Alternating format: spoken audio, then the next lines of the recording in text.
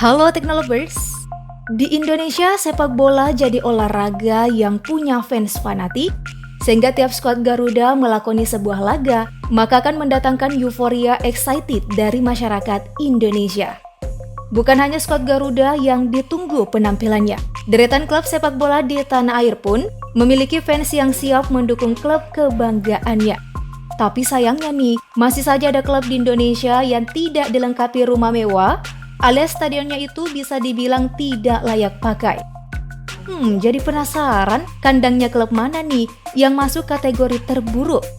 Teknologi Populer akan membahasnya hari ini, deretan stadion yang terbengkalai di Indonesia. Disimak yuk. Bagi masyarakat Kalimantan Timur, pasti tahu dong dengan Stadion Palaran. Stadion ini pernah begitu dibanggakan dan diklaim sanggup menampung lebih dari 60.000 penonton. PSSI sempat menggelar babak perebutan ketiga dan final divisi utama musim 2008-2009.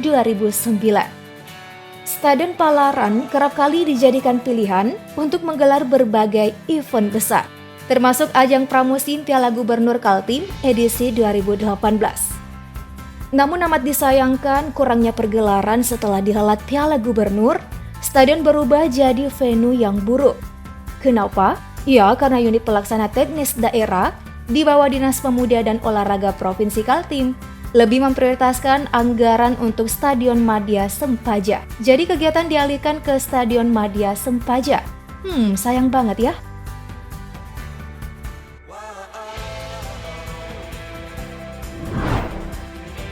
Siapa yang tidak mengenal Stadion Gelora Bandung Lautan Api?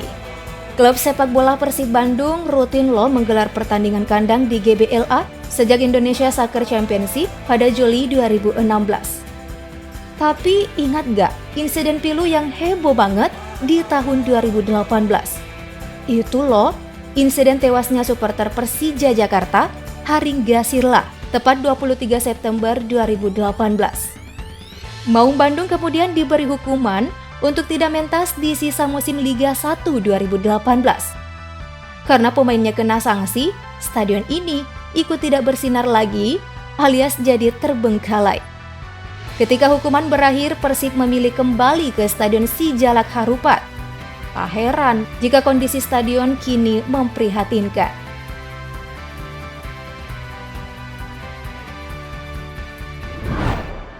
Selanjutnya ada Stadion Utama Riau, memiliki kapasitas penonton lebih dari 40.000 orang. Stadion ini dirancang megah demi menyambut para tamu dalam perhelatan ajang Pekan Olahraga Nasional di tahun 2012. Namun dominan penggunaan stadion lainnya membuat stadion ini bernasib tidak beruntung. PSPS Pekanbaru yang kini bernama PSPS Riau banyak memainkan laga kandangnya di Stadion Kaharudin Nasution. Padahal, ketika Stadion Utama Riau dibangun, dana yang terpakai tidak main-main jumlahnya, yakni mencapai lebih dari 1 triliun rupiah. Stadion yang pernah dipakai merumput timnas Indonesia U22 dalam kualifikasi Piala Asia U23 tahun 2013 ini kini minim event. Bahkan, dikabarkan beralih fungsi jadi lokasi mesum pasangan muda yang tidak bertanggung jawab. Wih, jauh ya alih fungsinya.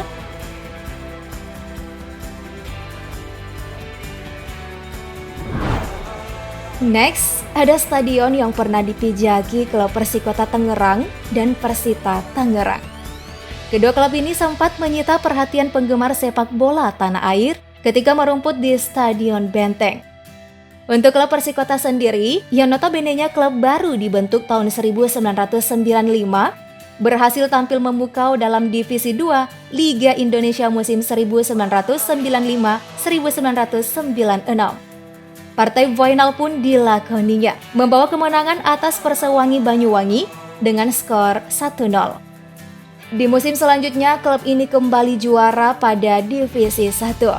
Nah, Persikota promosi deh tuh ke Divisi Utama. Tak ingin kalah dengan sang adik, Persita pun tampil luar biasa, hingga nyaris merebut juara Liga Indonesia 2002. Kejayaan kedua klub membuat ramai pendukung bagi kubu masing-masing.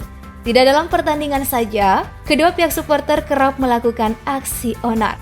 Kericuhan melanda Stadion Benteng yang mengakibatkan kedua klub tidak bisa melakoni laga di sana. Majelis Ulama Indonesia setempat langsung mengeluarkan fatwa haram sepak bola di Tangerang tahun 2012 akibat ulah para penggemar.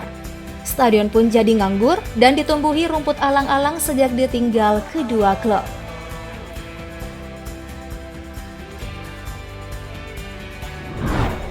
Next, ada Stadion Watu Belah.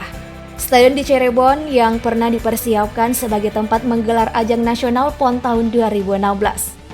Tapi, sayang banget nih, pembangunannya mangkrak akibat kekurangan dana. Akhirnya, gagal menggelar PON kala itu, yang ada malah stadion jadi lokasi wisata warga setempat. Tak ingin sia-sia dengan bangunan yang sudah setengah jadi, pembangunan kembali dilakukan sesuai budget yang tersedia tiap tahunnya. Nah, kabar terbarunya Pemkab Cirebon menjadikan Stadion Watu Belah sebagai lokasi screening awal pasien COVID-19 sekaligus sebagai tempat tes swab massal.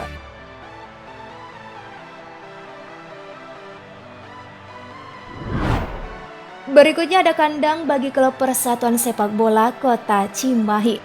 Tampak stadion ini layaknya rumah lama tidak berpenghuni.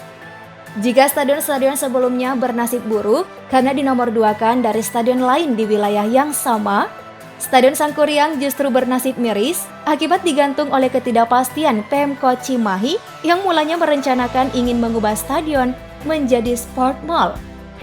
Wih, udah kayak cinta aja ya yang digantung. Nah, sesuatu yang belum pasti membuat stadion ini akhirnya tidak jelas kelanjutan pemakaiannya.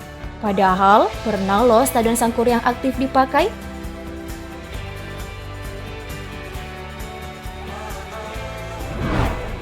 Selanjutnya stadionnya Kota Makassar nih. Pada tahu kan dengan Stadion Barombong? Stadion yang dibangun di era Gubernur Sulawesi Selatan, Syahrul Yassin Limpo di akhir Januari 2011. Wow, sudah lama ya. Tapi pembangunan Stadion Barombong belum selesai juga. Setiap tahunnya ramai supporter PSM Makassar menanyakan kapan stadion ini difungsikan. Tahun 2017, cuaca buruk menghancurkan stadion yang kala itu para pekerja tengah melakukan pengecoran. Ya, sampai saat ini masih belum ada kejelasan dari Dispora Sulawesi Selatan soal rampung tidaknya Stadion Barombong ini. Ketidakjelasan ini kemudian sering jadi jokes pendukung PSM yang mengandung sindiran karena klub sebesar PSM nyatanya tidak memiliki stadion. Cukup miris ya.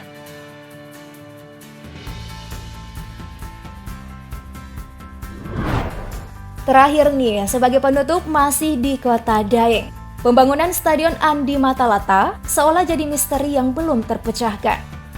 Entah kapan stadion ini dinyatakan rampung. Apalagi Gubernur Sulawesi Selatan yang berstatus non-aktif Nurdin Abdullah resmi ditahan, kelanjutan pembangunan stadion masih simpang siur.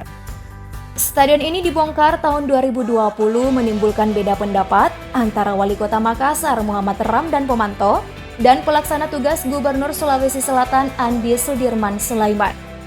Wali Kota menilai kalau pembangunan stadion melanggar peraturan daerah tata ruang dan bangunan. Sedangkan PLT Gubernur Sulawesi Selatan menegaskan agar program pemerintah dalam hal ini pembangunan infrastruktur harus tetap berjalan. Ya, pemerintah Provinsi Sulawesi Selatan berniat mengubah stadion yang juga bernama Stadion Matuanging ini dengan standar Viva yang menghabiskan dana hingga 1,1 triliun rupiah. Waduh, nanggung loh kalau sampai tidak selesai, anggarannya udah gede banget tuh.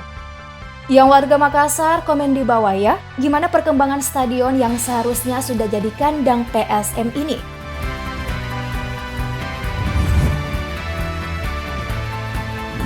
Oke deh Teknolovers, menyoal deretan stadion terbengkalai tadi, kira-kira masih ada peluang gak ya agar bisa diaktifkan lagi?